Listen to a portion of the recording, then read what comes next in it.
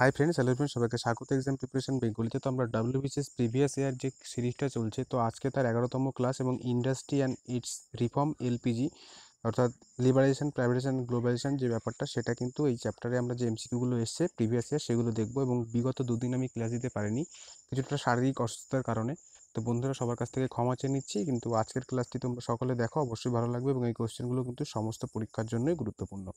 তো প্রথম কোশ্চেন দেখো, বলছে আইআরডিএ ইজ অ্যাসোসিয়েটেড উইথ, অর্থাৎ আইআরডিএ এইটা কিসের সঙ্গে এখানে যুক্ত আছে? রিকনস্ট্রাকশন অফ ড্যাম, অর্থাৎ ড্যাম বা বাঁধের রিকনস্ট্রাকশনের জন্য। ডেভেলপমেন্ট অফ রুরাল এমপ্লয়মেন্ট, অর্থাৎ গ্রামের যে এমপ্লয়মেন্ট সেটাকে ডেভেলপমেন্ট বা উন্নত করার জন্য। ডেভেলপমেন্ট ফর রিনিউয়েবল এনার্জি, অর্থাৎ পুনর্নবীকরণ যে শক্তিগুলো আছে সেগুলোর ডেভেলপমেন্টের জন্য। নাকি রিফান্ড অফ ডিপোজিটস অ্যাসেট, নাকি ডিপোজিট যে অ্যাসেট বা ডিপোজিট যেসব সম্পত্তি আছে সেগুলোর রিফান্ড করে দেওয়া। তো সঠিক অ্যান্সার হয়ে যাবে কিন্তু ডেভেলপমেন্ট অফ রিনিউয়েবল এনার্জি। অর্থাৎ কি রিনিউয়েবল এনার্জি মানে কি, যেগুলো পুনর্নবীকরণ করা যায়, যেরকম কি হচ্ছে আমাদের বায়ু শক্তি, সৌরশক্তি, সেগুলো।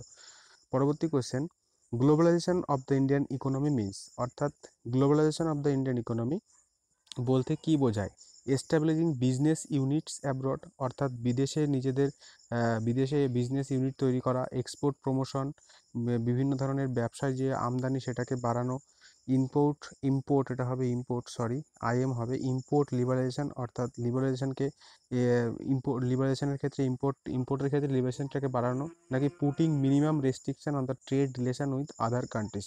তো সঠিক অ্যান্সার হয়ে যাবে কি option D, putting minimum restriction, অর্থাৎ কি খুব কম পরিমাণ রেস্ট্রিকশন দিয়ে ট্রেড রিলেশন বা ব্যবসা বাণিজ্যের ক্ষেত্রে বিভিন্ন দেশের সঙ্গে ব্যবসা বাণিজ্য করা। পরবর্তী কোশ্চেন, ইন দ্য 90s, অর্থাৎ 90-এর দশকে growth rate of the primary sector was highest, অর্থাৎ প্রাথমিক ক্ষেত্রের গ্রোথ রেট সব থেকে হাইয়েস্ট ছিল। Growth rate of secondary sector highest, secondary সেক্টরের সব থেকে হাইয়েস্ট গ্রোথ ছিল। নাকি growth rate of tertiary sector highest, নাকি টার্সিয়ারি ক্ষেত্রে বা তৃতীয় ক্ষেত্রে সব থেকে বেশি গ্রোথ ছিল। আর বলছে all the three sector grew more or less at the same time, অর্থাৎ কি এই সময় সমস্ত তিনটে সেক্টরই সমানভাবে বেড়েছিল। তো সঠিক অ্যান্সার হয়ে যাবে growth of tertiary sector was highest, অর্থাৎ টার্সিয়ারি সেক্টরের ক্ষেত্রে সব থেকে বেশি গ্রোথ ঘটেছিল।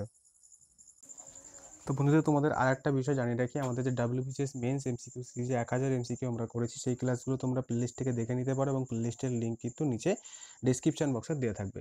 তো পরবর্তী কোশ্চেনে যাব, বলছে the India's industrial recession in the 90s started in the year, অর্থাৎ ইন্ডিয়ান ইন্ডাস্ট্রির ক্ষেত্রে রিসেশন যেটা শুরু হয় সেটা 90s কততে হয়েছিল? 90-এর দশকে কততে হয়েছিল? বলছে 96 থেকে 97, 95 থেকে 96, 94 থেকে, সরি এটা 95, নাকি 1998 টু 1999। অর্থাৎ সঠিক অ্যান্সার এখান থেকে হয়ে যাবে 1998 টু 1999, অর্থাৎ এই সময় ইন্ডাস্ট্রির ক্ষেত্রে কি হয়, রিসেশন হয়। পরবর্তী question, a profit making industry become sick, অর্থাৎ কোনো লাভজনক সংস্থা যদি কি হয়ে পড়ে, দুর্বল হয়ে পড়ে, the most important factor responsible for the among is the following, অর্থাৎ এদের মধ্যে সব থেকে গুরুত্বপূর্ণ কোন বিষয়টার জন্য রেসপন্সিবল থাকবে? অর্থাৎ কোনো প্রফিট মেকিং বা যে লাভজনক সংস্থা সেটা যদি দুর্বল হয়ে যায়, তো সেই ক্ষেত্রে কোনটার মধ্যে সব থেকে উল্লেখযোগ্য কারণ হবে?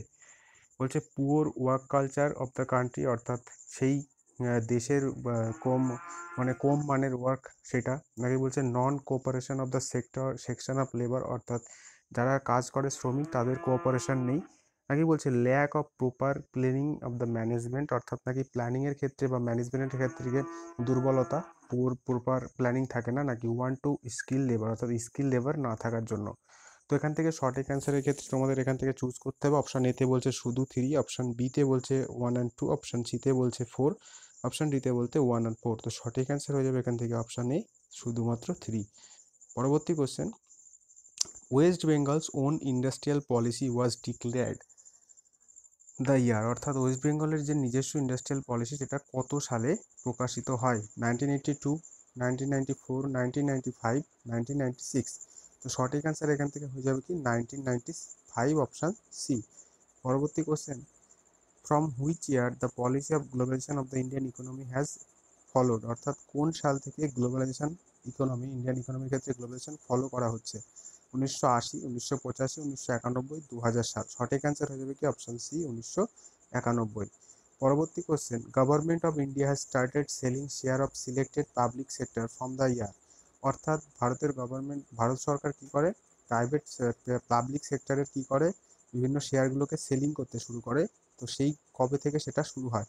1992, 1993, 1994, 1997। সঠিক অ্যান্সার হয়ে যাবে অপশান এ 1992, 1992 সাল। পরবর্তী question, what is meant by TRIPS, অর্থাৎ এই ট্রিপস এর মানেটা কি? Laws relating to tax rebate, অর্থাৎ ট্যাক্সের ক্ষেত্রে যে ছাড় পাওয়া যায় সেটা, সেই আইনগুলো। Trade related news trade related laws, অর্থাৎ যে ব্যবসা বাণিজ্য সম্পর্কিত আইন, নাকি trade related intellectual property rights, নাকি যে ব্যবসা বাণিজ্য সম্পর্কিত ইন্টেলেকচুয়াল প্রপার্টি রাইট, না বলছে প্রপোর্শনাল ট্রাফিক রুল, নাকি প্রপোর্শনাল ট্রাফিক রুল। তো সঠিক অ্যান্সার এখান থেকে হয়ে যাবে option C, trade related intellectual property rights, option C. পরবর্তী কোশ্চেনে যাবো বন্ধুরা, বলছে liberalization of Indian economy started. আমরা আগে দেখলাম গ্লোবালাইজেশন, এবার লিবারাইজেশন কবে শুরু হচ্ছে ইন্ডিয়ান ইন্ডাস্ট্রির ক্ষেত্রে, তো ইন্ডিয়ান ইকোনমির ক্ষেত্রে সঠিক অ্যান্সার কবে হবে? 1991, 92, 93, নাকি 94? তো সঠিক অ্যান্সার হয়ে যাবে 1991, অপশন এ। লিবারাইজেশন, গ্লোবালাইজেশন এবং প্রাইভেটাইজেশন এই তিনটেই কিন্তু 1991-এ চালু হয়। পরবর্তী কোশ্চেন, ওএনজিসি স্ট্যান্ড ফর, অর্থাৎ ওএনজিসি যেটা ফুল ফর্ম সেটা কি? Oil and natural gas company, oil and natural gas corporation, organization of non government companies, organization of non government cooperatives. তো সঠিক অ্যান্সার হয়ে যাবে oil and natural gas corporation, option B. পরবর্তী কোশ্চেনে যাব, বলছে which of the following is included in the employees state insurance act 1948, অর্থাৎ এদের মধ্যে কোন বিষয়টা এমপ্লয়িজ ইন্স্যুরেন্স অ্যাক্টের মধ্যে 1948-এ উল্লেখ আছে? আনএমপ্লয়মেন্ট ইন্স্যুরেন্স, অর্থাৎ বেকারত্বের যে ইন্স্যুরেন্স, মেডিকেল বেনিফিট, অর্থাৎ স্বাস্থ্যক্ষেত্রে বা সেই বেনিফিটটা, নাকি মিনিমাম ওয়েজেস, নাকি মূল্য মানে সব থেকে কম স্বল্প মূল্যের যেটা একটা স্থির করা, নাকি নান অফ দ্য অ্যাবভ। তো সঠিক অ্যান্সার হয়ে যাবে মেডিকেল বেনিফিট, অর্থাৎ কি, যে স্টেট ইন্স্যুরেন্স অ্যাক্ট 1948-এ কি বলা আছে? মেডিকেল বেনিফিটের কথাটি বলা হয়েছে। পরবর্তী question, industrial licensing was finally abolished with few exception in the year, অর্থাৎ ইন্ডাস্ট্রিয়াল যে লাইসেন্সিং সেটাকে সম্পূর্ণরূপে নিষিদ্ধ করা হয় কিছুমাত্র এক্সেপশনের বাদ দিয়ে, সে কিছুমাত্র জিনিস বাদ দিয়ে। সেটা কত সালে? Industrial policy 1970, industrial policy 1991, industrial policy 1980, industrial policy 1995। তো সঠিক অ্যান্সার হয়ে যাবে ইন্ডাস্ট্রিয়াল পলিসি 1991। পরবর্তী কোশ্চেন বলছে, in a factory that pays its employees on a piecework system and scheduled reinforcements can be said to be, অর্থাৎ কোনো ফ্যাক্টরিতে যেখানে কি হয়, ক্ষুদ্র ক্ষুদ্র কাজের মাধ্যমে শিডিউল ইনফরমেশনের মাধ্যমে কাজ করানো হয়, সেটাকে কি বলা হয়? বলছে fix ratio, fix interval, variable interval, variable ratio. সঠিক অ্যান্সার হয়ে যাবে কি option A, fix ratio, option A. পরবর্তী কোশ্চেন এবং আজকের শেষ question, in the second industrial policy 1956 industries war divided into, অর্থাৎ 1956-এর যে ইন্ডাস্ট্রিয়াল পলিসি, তখন ইন্ডাস্ট্রি কটি ক্ষেত্রে বিভক্ত ছিল? 2 ক্লাস, 3 ক্লাস, 4 ক্লাসেস, 6 ক্লাসেস। সঠিক অ্যান্সার হয়ে যাবে এখান থেকে 3 ক্লাসেস, অপশন বি। তো বন্ধুরা, এই 1956-এর যে ইন্ডাস্ট্রিয়াল পলিসি সেটা কিন্তু আমাদের পরীক্ষার জন্য অত্যন্ত গুরুত্বপূর্ণ।